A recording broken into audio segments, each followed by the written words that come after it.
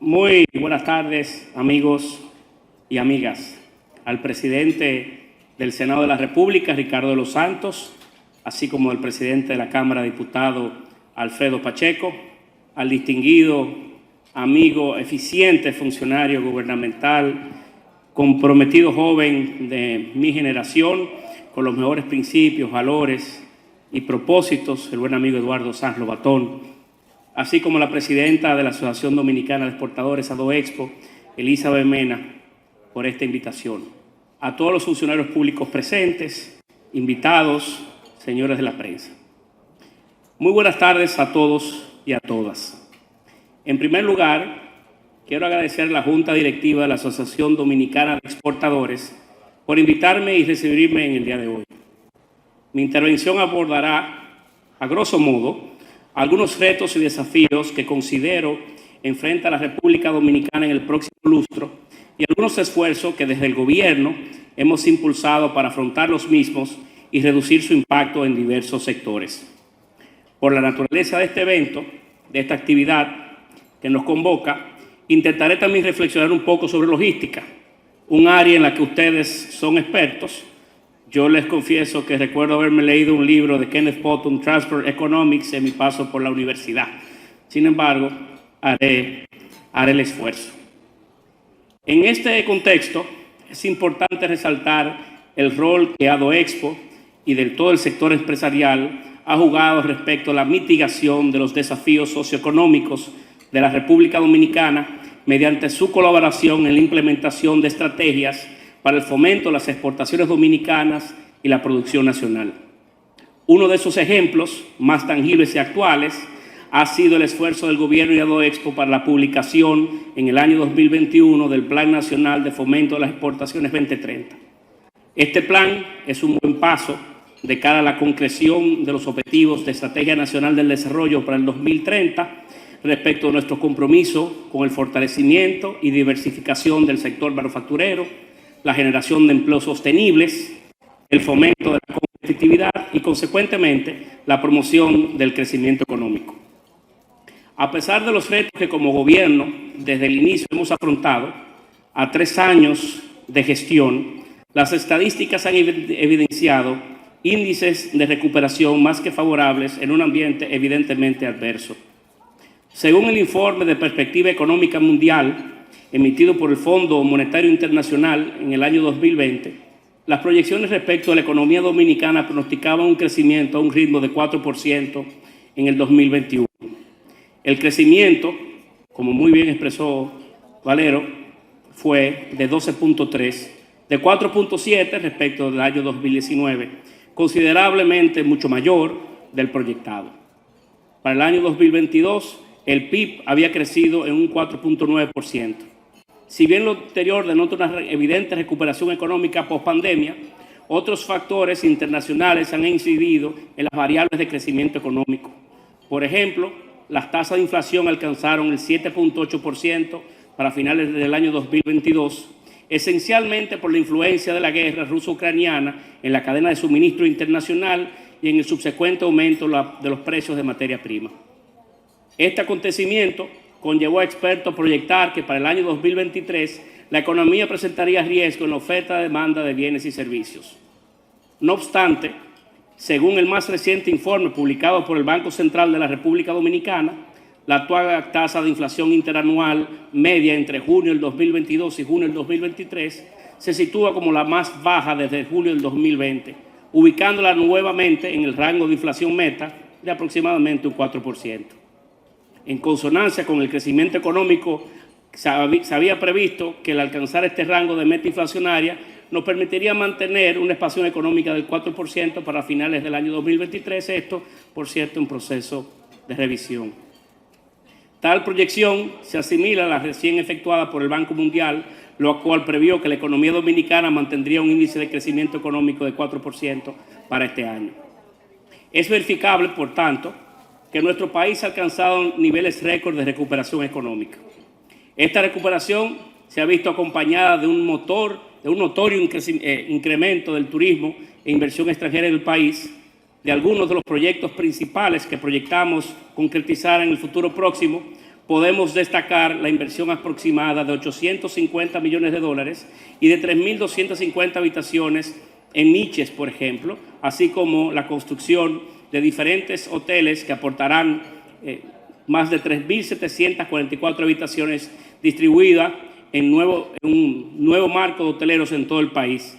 La construcción ya en proceso, y por cierto, mañana estaremos allá, en Pedernales, destino que deberá contener eventualmente unas 12.000 habitaciones hoteleras, otro aeropuerto internacional, porque ya tenemos 8 o 9, y toda la infraestructura de soporte y entretenimiento necesario para el funcionamiento de un destino turístico de esta magnitud. El desarrollo de este último emprendimiento se efectuará en 4 fases durante aproximadamente 11 años, y en los primeros 4 años se construirán unas 4.700 habitaciones hoteleras. Como es de conocimiento, en la zona de Pedernales se encuentra el antiguo puerto de Cabo Rojo, construido en 1957 con una extensión de aproximadamente 90.000 metros cuadrados y era utilizado para la exportación fundamentalmente de agregados. ITM Group, una empresa de origen mexicano con exitosa experiencia en nuestro país, habiendo inaugurado el pasado mes de diciembre, ya hace 2 diciembres, el puerto turístico de Taino Bay en Puerto Plata, con capacidad de recibir 750.000 cruceristas al año, proyecta recibir sus primeros visitantes el próximo mes de diciembre. Para un país con una estratégica ubicación y los recursos naturales que tiene nuestro, el aprovechamiento inteligente de sus recursos constituye una oportunidad, pero también un gran desafío. Las medidas de recuperación adoptadas por el gobierno en el marco del COVID-19 y de la crisis internacional de suministro han contribuido sobremanera a la fluidez de la operación sectorial de la nación. Estos resultados se han producido a propósito de las coyunturas generadas por la pandemia y la guerra en Europa, y ello da una buena idea de lo que como administración podemos hacer en términos estructurales. En los próximos 5 años toca pensar en educación, en seguridad ciudadana, en innovación, en el medio ambiente y de la perspectiva del medio ambiente, del reordenamiento de nuestro territorio y en otros desafíos más ajustados a nuestra realidad económica actual. Si tuviera que señalar el más grande o el más importante de los desafíos por el cual atraviesa la República Dominicana, pensaría en la educación, sobre todo en la educación pública de base, de la que nuestros niños y niñas menos favorecidas tienen que acudir. En seguimiento a la agenda de nuestro presidente, el ministro de Educación puntualizó las prioridades del sistema educativo preuniversitario, entre las cuales podemos destacar la construcción de aulas, la formación técnico-profesional y directivo de todo el liderazgo pedagógico, el equipamiento de politécnicos y liceos de arte, la creación de centros de innovación y creatividad en el nivel secundario, entre otras. De hecho, hace 2 o 3 semanas, el presidente emitió el decreto 365-2023, mediante el cual declara de alta prioridad nacional el proceso de reforma y modernización del sector educativo del nivel preuniversitario. Cada día, la República Dominicana lucha por la reducción de la brecha educativa en todas sus formas. En un mundo que transita hacia la educación digital y otros esquemas de enseñanza y aprendizaje, cada vez se hace más necesario el reajuste de nuestro esquema educativo. No obstante, la humildad convoca a avanzar desde la raíz de los más básicos de nuestros problemas educativos. Según han reportado las autoridades del Ministerio de Educación, había un aproximado de 720 escuelas en todo el país en proceso de construcción, sumergida en debates legales. Tan importante como la disponibilidad de espacios de estudio en todo el territorio es la existencia de personal directivo y pedagógico debidamente capacitado. Una educación pública efectiva supone disponer de docentes preparados tanto en las materias base como en las materias de pensamiento creativo, crítico e innovador. Resulta imprescindible que como entes de promoción de la cultura y educación nos preocupemos por promover el desarrollo de habilidades blandas en nuestros jóvenes, aquellas que priorizan el manejo de la inteligencia emocional, el cultivo del liderazgo y capacidad analítica, así como también el fomento del trabajo en equipo y adaptabilidad a distintos escenarios. Según el Foro Económico Mundial, $1 invertido en educación primaria y secundaria produce $2.5 de ingresos adicionales a lo largo de la vida en los países de ingreso medio-bajo y hasta $5 en los países de ingresos bajos. Es decir, retorna la inversión del 500%. El caso de Costa Rica es un buen ejemplo. Costa Rica es uno de los países latinoamericanos que más recursos invierte por cada estudiante matriculado en su sistema educativo. Respecto del PIB para este año, ese sector representa cerca de una inversión del 6%, pero el presupuesto asciende a un equivalente al 22.3% de su total. Mantener el gasto del PIB en partidas productivas, como la educación y en las inversiones, impulsa el crecimiento económico a largo plazo. En el caso nuestro, hace apenas 10 años que iniciamos la inversión de montos significativos en materia de educación. En el 2022 fuimos uno de los países con mayor inversión en educación a nivel regional, con un monto que asciende a un poco más de $4.000 millones. Estamos conscientes de que el invertir en las escuelas y promover la efectividad del sistema educativo impacta a su vez en el rendimiento y la productividad de nuestra economía, pero ese lastre tiene un peso en nosotros, un peso que debemos revertir. Por ello, si bien se ha priorizado construcción de nuevos centros educativos y la entrega de millones de equipos tecnológicos, kits de robóticas y demás herramientas que facilitarían el acceso y el disfrute de la educación preuniversitaria, debemos enfatizar en el impulso paralelo de las herramientas que permitan a nuestros niños y niñas explorar sus aprendizajes en ambientes sanos fuera del salón de las clases, así como en espacios públicos. Invertir en la educación incentiva la inversión extranjera en virtud del impacto que tiene el buen nivel de educación para un clima de productividad favorable para los empresarios. Este factor es fundamental para ser el país más competitivo y atractivo para el comercio. Recientemente, junto al presidente Abinader, visité la Coalición Costarricense de Iniciativas de Desarrollo CINDE. Por cierto, esa visita, una iniciativa de Donique Tavares, una organización privada que asesora y guía de manera gratuita a empresas para que puedan establecerse en Costa Rica. Desde su creación, CINDE ha impulsado la inversión extranjera directa en sectores estratégicos como la manufactura inteligente, servicios intensivos en conocimiento y salud y bienestar para generar empleos y mayores oportunidades. En esa visita aprendí que las empresas de Costa Rica duplican en valor el monto total de lo exportado por República Dominicana con la misma cantidad de empleados. Quisiera ilustrar este ejemplo o este caso por lo tangible que puede servir para graficar la relación entre educación y exportaciones. Hace aproximadamente 30 años, Costa Rica exportaba la mitad de piñas que exportaba la República Dominicana, siguiendo el ejemplo de Yayo. Hoy día las exportaciones de piña costarricenses superan los $1.000 millones y nuestro país en 2021 apenas exportó un poco más de 5 millones. Vendemos 10 o 15% más caro que Costa Rica, lo cual nos coloca en desventaja competitiva, esencialmente debido a que los productores costarricenses han invertido en automatización de procesos y en otros elementos que los hacen más fuertes. Me parece que este ejemplo pone en relieve, al menos términos hipotéticos, la relación entre educación y generación de oportunidades en el comercio exportador. Por otro lado, un factor que incide en la favorabilidad del clima de exportaciones y de negocios es el de la seguridad ciudadana. La seguridad ciudadana ha sido un problema durante décadas y aún le queda algunas décadas por encontrar mejores formas. No obstante, el gobierno ha tomado medidas firmes de persecución contra la delincuencia y de sostenimiento de la seguridad de los sectores que se han visto mayormente afectados según las estadísticas. En este sentido, el presidente Abinader ha estado liderando las reuniones semanales de seguimiento al Plan de Seguridad Ciudadana con los altos mandos policiales, incluyendo el ministro de Defensa, el director de la Policía, el director de la Dirección Nacional de Control de Drogas, entre otros. En el marco de estas reuniones se ha dado continuidad a diversas acciones para fortalecer la seguridad ciudadana en toda la República Dominicana.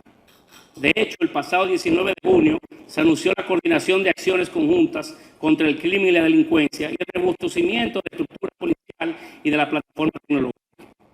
Se ha implementado el sistema de patrullaje por cuadrantes, específicamente en las 4 áreas de la gran capital.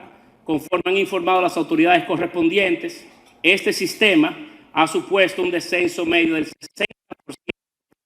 de índices de delito en las zonas afectadas por la delincuencia. Se ha llevado a cabo la compra de vehículos, de motores, de cámaras para ser insertadas en los propios vehículos de vigilancia en equipos de tecnología. Aproximadamente 110 destacamentos han sido equipados con las más altas de ellas. Además, en conjunto, la policía y las Fuerzas Armadas, la Dirección Nacional de Control de Drogas, implementaron un nuevo sistema de medición. En 2022, las estadísticas muestran que una disminución progresiva en los asaltos, con una reducción del 4% en arrebatos, un 14% en hurtos y un 14% en roturas. La Policía Nacional ha reportado que en sectores de esta capital existe una disminución considerable en la delincuencia. Por igual, según reporte de la propia policía, comparando la primera semana del 2022 y del 2023, se evidenció que los homicidios se redujeron también en un 56% y los asaltos en 51%.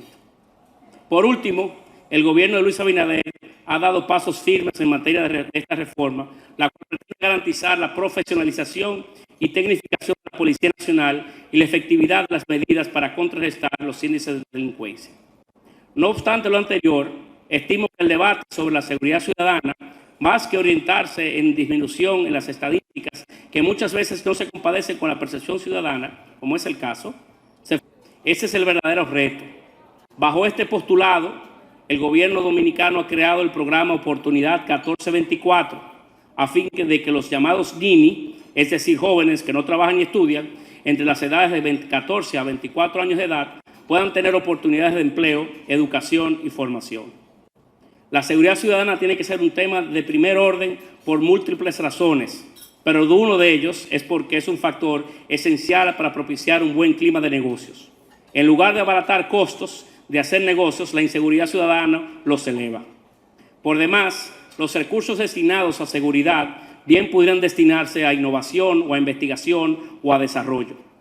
Hace un tiempo, la Organización de las Naciones Unidas publicó un informe sobre delincuencia, violencia y desarrollo, tendencias, costos y opciones de políticas publicadas en el Caribe.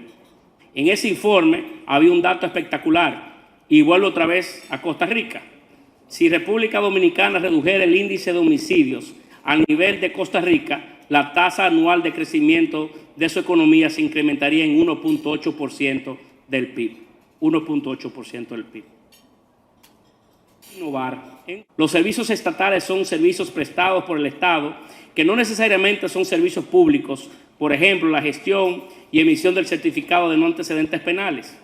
En cambio, los servicios públicos son aquellos servicios esenciales cuya prestación está en principio reservada para el Estado, por ejemplo, la distribución de energía eléctrica. En este primer eje destacan, por ejemplo, iniciativas que yo felicito, como el despacho en 24 horas, implementada por la Dirección General de Aduanas. Este proyecto, el cual comprende la unificación y coordinación de múltiples de los sectores que participan del comercio, reduce el tiempo de salida de contenedores en Puerto Dominicano de 6 días hasta 24 horas. No es solo una mejora de procesos, sino que contempla fijar metas de despacho al nivel de las grandes empresas privadas de distribución y de logística del mundo. Es una innovación pública pura, destinada a ser de la República Dominicana el hub logístico de la región, porque como es sabido, cada día de retraso en el envío de un producto reduce el comercio en al menos 1%, 6% en el caso de productos perecederos. En lo tocante a servicios públicos, entiendo el ejemplo más impactante del siglo pasado en materia de innovación pública, lo fue el Internet. Los orígenes del Internet se remontan a esfuerzos generados por el Departamento de Estado de los Estados Unidos para contar con una red que permitiese la comunicación entre diferentes instituciones. En este eje, aprovecho para felicitar una gran innovadora pública, innovación pública, dominicana radicada en el extranjero, que nos llena de orgullo. Scarlett Hernández, líder del sistema de control de despliegue del sistema óptico del poderoso telescopio James Webb de la NASA.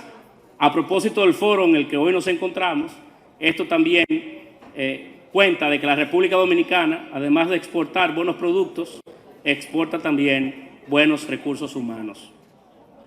Un segundo eje que tiene que ver con el Estado emprendedor, bien desarrollado por la economista italiana Mariana Mazzucato en su libro The Entrepreneurial State, aunque parecido al anterior, en este eje visualizo la intervención del Estado como se requiere hacer mercado y por alguna razón esa labor no resulta atractiva o resulta muy riesgosa para el sector privado.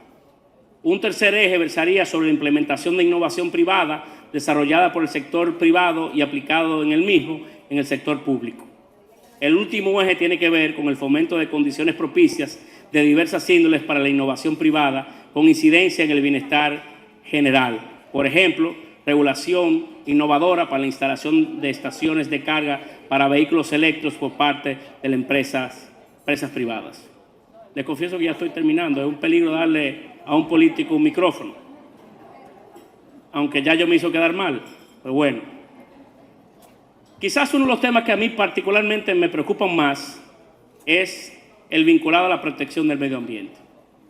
El Global Climate Risk Index indica que la República Dominicana es el cuarto país más afectado por eventos de clima extremo, cuyas proyecciones exponen un aumento significativo en la temperatura, una reducción considerable de las precipitaciones y cambios importantes en la calidad y la cantidad de agua. De allí que, al margen del cambio climático per se, el cuidado y protección del medio ambiente se erija como una necesidad para la República Dominicana. Según el World Population Datasheet, entre 1960 y el 2022, la población dominicana aumentó en un 240.9%. Los datos del más reciente censo de población y vivienda, República Dominicana, indican que la población de nuestro país asciende a 10.7 millones de personas. Cuando eso se divide entre nuestra extensión territorial, tenemos una densidad poblacional de aproximadamente 242 habitantes por kilómetro cuadrado. China, el país más poblado del mundo, bueno, entre China y la India, tiene 147 habitantes por kilómetro cuadrado. De acuerdo con el Boletín Estadístico Ambientales sobre Asentamientos Humanos y Salud Ambiental emitido por la Oficina Nacional de Estadística en diciembre del 2022, el incremento de la densidad poblacional es una de las principales amenazas medioambientales de nuestro país.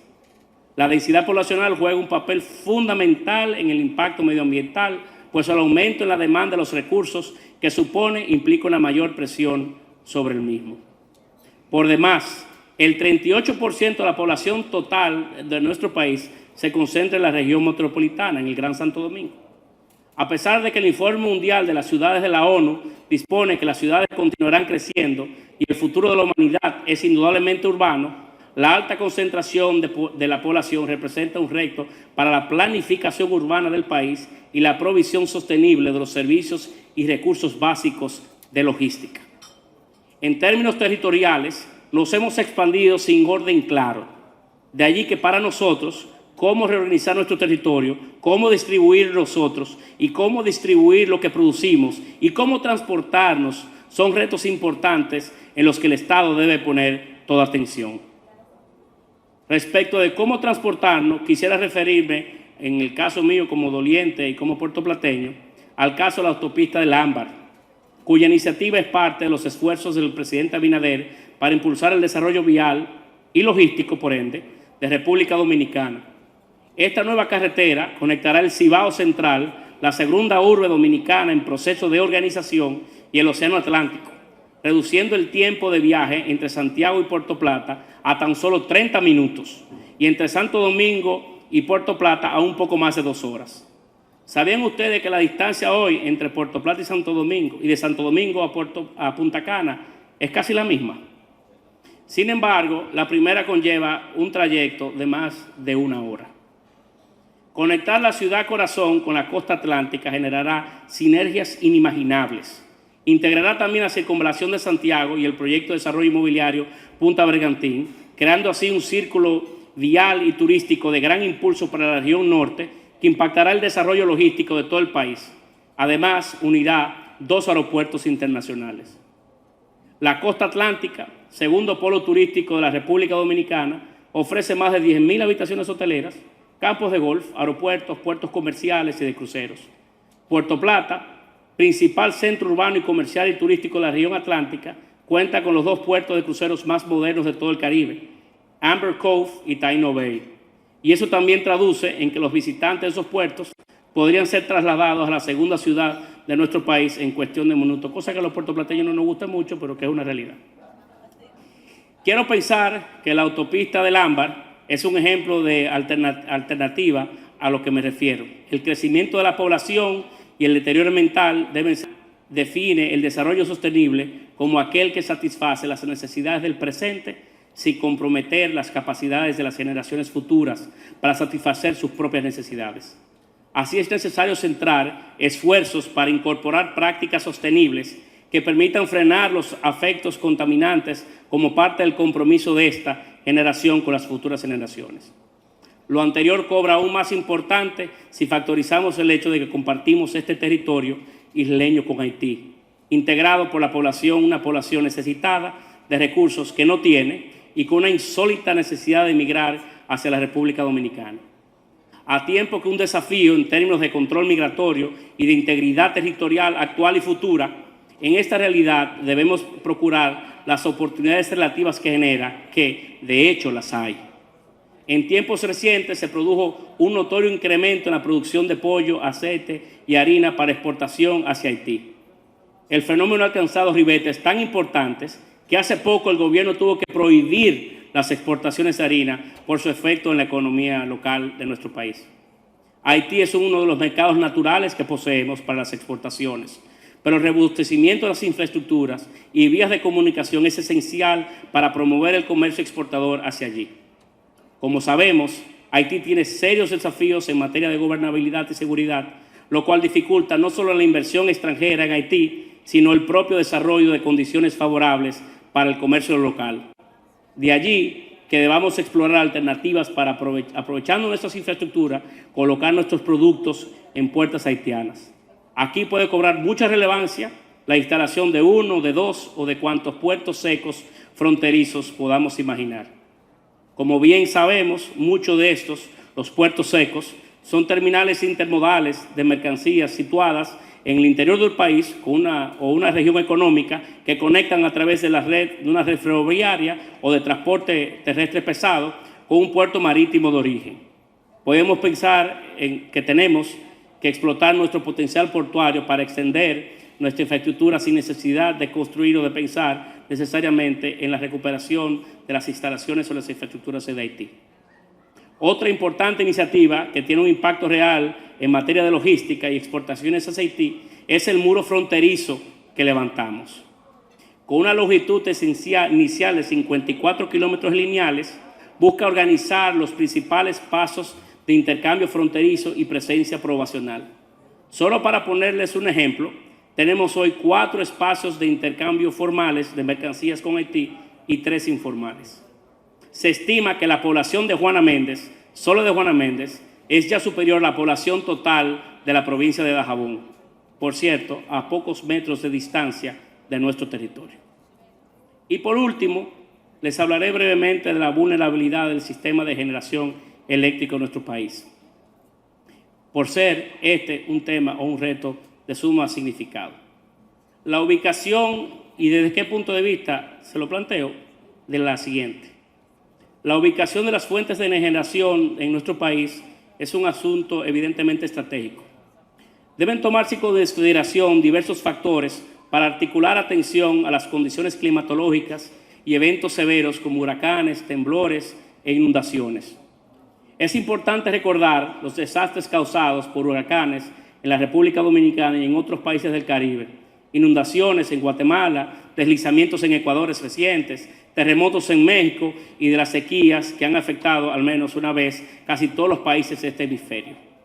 Aunque no ha sido un caso frecuente en nuestro país, estas catástrofes deben considerarse como probables y pueden llegar a afectar funcionalidad de la infraestructura eléctrica. Miremos al este y veamos el ejemplo del huracán María y cómo afectó el suministro de nuestra hermana isla de Puerto Rico. Cuando el huracán María azotó la isla en el 2017, interrumpió la operación del sistema eléctrico puertorriqueño. La isla tardó 328 días, aproximadamente 11 meses, en restaurar su sistema de generación eléctrica, marcando el apagón más largo en la historia de los Estados Unidos. Según la evaluación de vulnerabilidad climática realizada en conjunto con la USAID, los eventos meteorológicos extremos se producen con mayor intensidad en el sureste y suroeste de la República y el 70% de los huracanes han entrado a nuestro país por vía del Mar Caribe. Las proyecciones futuras estiman que el calentamiento global hará que el próximo siglo los eventos meteorológicos sean más intensos. De allí que resulta imperioso factorizar los eventos climatológicos a fin de mitigar los riesgos asociados a la eficiencia de la producción de energía eléctrica y el desarrollo logístico de nuestro país. Cuando un país no toma decisiones precautorias de política energética, se permite caer en un estado de vulnerabilidad con potencial de traducirse en un costo económico e incluso político colectivamente oneroso. La República Dominicana no dispone de reservas probadas de petróleo, carbón o gas, por lo que la generación eléctrica es altamente dependiente de combustibles importados. La matriz de generación tradicionalmente se ha basado en derivados del petróleo, con cierta participación de gas natural, hidroeléctricas y carbón mineral. La capacidad instalada del CENI se concentra mayormente en las regiones suroeste y norte, con 28.4 y 25.1% respectivamente. Ambas regiones agrupan las centrales hidroeléctricas del país, así como también centrales térmicas. Sin embargo, la costa sur agrupa casi el 50% de la producción de energía demandada por la República Dominicana. Al mismo tiempo, como hemos visto, la costa sur es la más propensa a fenómenos climáticos. El impacto de un fenómeno natural en esta zona podría suponer interrupciones sostenidas en todo el país, afectando con ello todos los aspectos de la sociedad. Las plantas de generación de energía son los componentes más importantes de la infraestructura logística de la civilización moderna y como tal, la diversificación del riesgo en todas sus vertientes es un reto para cualquier administración. Por ello, el esfuerzo del gobierno dominicano respecto a la concentración para la instalación de 800 megavatios, la mayor cantidad en la historia dominicana en Manzanillo, región noreste del país, es una muestra de una acción previsoria tangible para mitigar el riesgo que le he comentado y una primera acción tendente a diversificar el riesgo de ubicación de las fuentes de producción de energía de República Dominicana, así como el almacenamiento de gas. En otro orden, y profundizando más en las bondades de Manzanillo, los estudios de Hummels y Schwartz del 2013 indican que cada día adicional de transporte reduce entre 1 y 1.5% la posibilidad de que un país exporte hacia los Estados Unidos. República Dominicana debe enfocar sus esfuerzos en aumentar el volumen de mercadería hacia y desde los Estados Unidos y tomar la oportunidad que supone el hecho de que actualmente las empresas del mundo están analizando nuevos modelos fruto del colapso post-pandemia del transporte internacional. En línea con ello, se destaca que el 36% de las empresas estadounidenses buscan rediseñar su cadena de suministro y un 42% necesita mejorar su proceso de planeación de la demanda. A su vez, un 20% tiene como objetivo mejorar las operaciones de manufactura. El 33% de estas empresas proyectan tener nuevos almacenes en la costa este del país. En tanto, el puerto de Manzanillo representa una interesantísima oportunidad. El nearshoring es una gran oportunidad para la República Dominicana. La República Dominicana es el puente de acceso al mercado de este hemisferio. Por eso es importante seguir incentivando la inversión extranjera por el clima favorable de negocios y el capital humano preparado con el que cuenta nuestro país, el cual ha venido desarrollándose como un hub logístico regional. Solo para ponerles en perspectiva, si el puerto multimodal Punta Caucedo estuviese localizado en territorio norteamericano, fuera el cuarto o quinto de mayor importancia por volumen de carga en aquel país. No quiero despedirme sin antes dejar constancia de que los retos por vencer son enormes y constantes y que vivimos en un país rico en contrastes.